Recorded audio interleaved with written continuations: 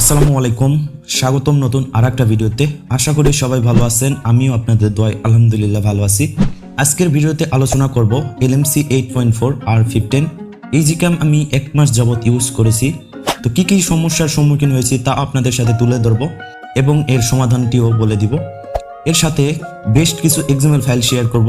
তো অবশ্যই ভিডিওটি শেষ অবধি দেখবেন। আমি কিন্তু আপনাদের কথা মতো XML ফাইলে কোনো পাসওয়ার্ড সেট করি নাই। তো অবশ্যই ভিডিও 2 মিনিট হলে ওয়াচ করবেন, না হলে কিন্তু আমার ভিডিওর র্যাঙ্কটি কমে যাবে। তো চলেন বেশি বকবক না করে let's start it our new video.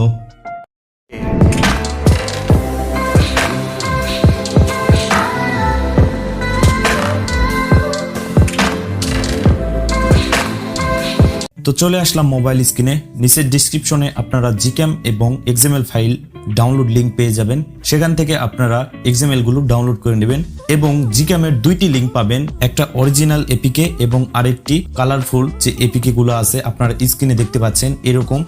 তো আপনারা যদি কালারফুল এপিকে ডাউনলোড দিতে চান তাহলে ড্রাইভ লিঙ্ক থেকে দিবেন এবং অরিজিনাল এপিকে ডাউনলোড করতে চাইলে আপনারা অরিজিনাল লেখা আছে সেখান থেকে অরিজিনাল এপিকে ডাউনলোড দিবেন। তো আমি সাজেস্ট করব অরিজিনাল ইউজ করার জন্য, কারণ এই কালারফুল Gcam গুলোতে অনেক ল্যাগ করে এবং HDR প্রসেসিং অনেক স্লো হয়। তো আপনারা চেষ্টা করবেন অরিজিনাল এপিকেটা ইউজ করার জন্য। তবুও যদি কারো ইউজ করতে ইচ্ছে হয় তবে ড্রাইভ লিঙ্ক থেকে আপনারা সেই যে কালার ইউজ করবেন সেই কালার ডাউনলোড করে নেবেন। দেন আপনারা XML গুলো Lmc8.4 ফোল্ডারের মধ্যে রেখে দিবেন।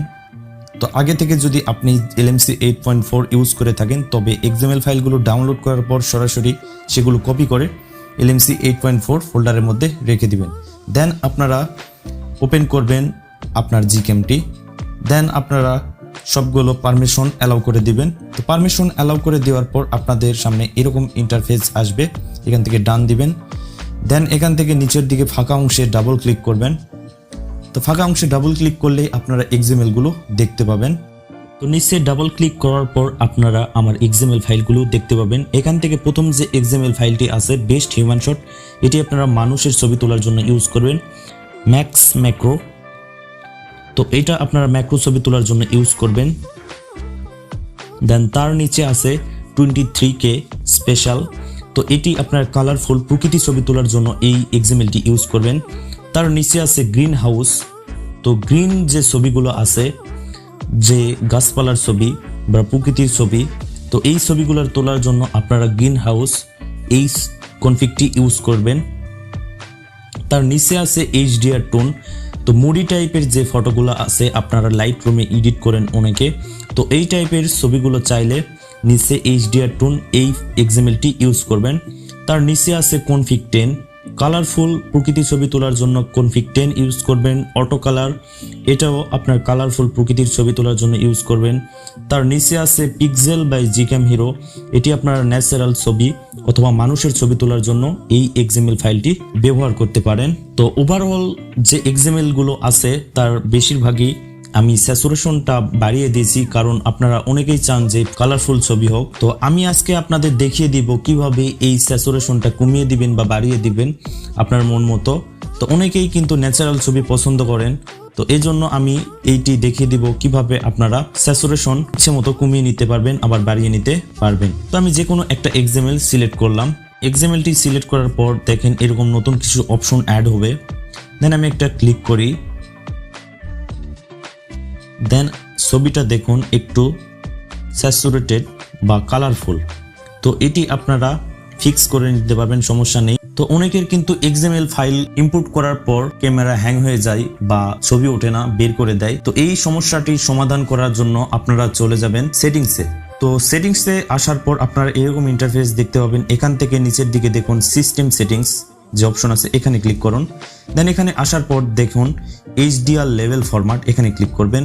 দেন মেইন ক্যামেরা থেকে আপনারা একবার অটো, একবার HDR লেভেল ফুল, আরেকবার HDR লেভেল 3 চেঞ্জ করে, তো আলাদাভাবে চেঞ্জ করে দেখবেন যে কোনটাতে আপনার ছবি উঠতেছে। যেই ফরম্যাটে আপনার ছবি উঠবে সেই ফরম্যাটে সেভ করে নেবেন।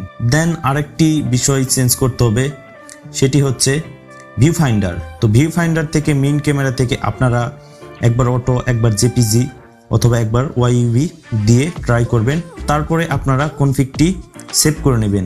তো আগের কনফিগটি আপনারা ইউজ করেন, যার ফলে কিন্তু সমস্যাটা থেকেই যায়। তো অবশ্যই যে কনফিগটি আপনি আপনার ফোনের জন্য সেটিংসটি করলেন তো সেই কনফিগটি ইউজ করবেন এবং আগে এক্সএমএলটি ডিলিট করে দিবেন। দেন আমি দেখাবো আপনারা কিভাবে স্যাচুরেশনটা কমিয়ে নেবেন বা বাড়িয়ে নেবেন। তো এর জন্য চলে যাবেন ফটো প্রসেসিং। তো ফটো প্রসেসিংয়ে আসার পর মেইন ক্যামেরায় চলে আসবেন। দেখেন এখানে দেখতে পাচ্ছেন 1 নম্বরে মেইন ক্যামেরা। দেন এখানে আসার পর দেখতে পাবেন মেইন সেটিংস। তো এখানে আসার পর নিচের দিকে আসবেন। তো নিচের দিকে আসলেই আপনারা স্যাচুরেশন যে অপশনটি আছে এটি পেয়ে যাবেন। তো দেখেন এখানে স্যাচুরেশন দেওয়া আছে 3.125। তো আপনারা এটি চাইলে কমিয়েও দিতে পারবেন, আবার নিচ থেকে বাড়িয়েও দিতে পারবেন। তো আপনাদের কাছে যেমন ভালো লাগে আপনারা এটা নিজের মতো কাস্টমাইজ করে নেবেন। তো এই ছিল আজকের ভিডিওটি ভালো লাগলে অবশ্যই একটি লাইক করবেন এবং বন্ধুদের সাথে শেয়ার করবেন। দেখা হবে পরের ভিডিওতে। আল্লাহ হাফেজ, আসসালামু আলাইকুম।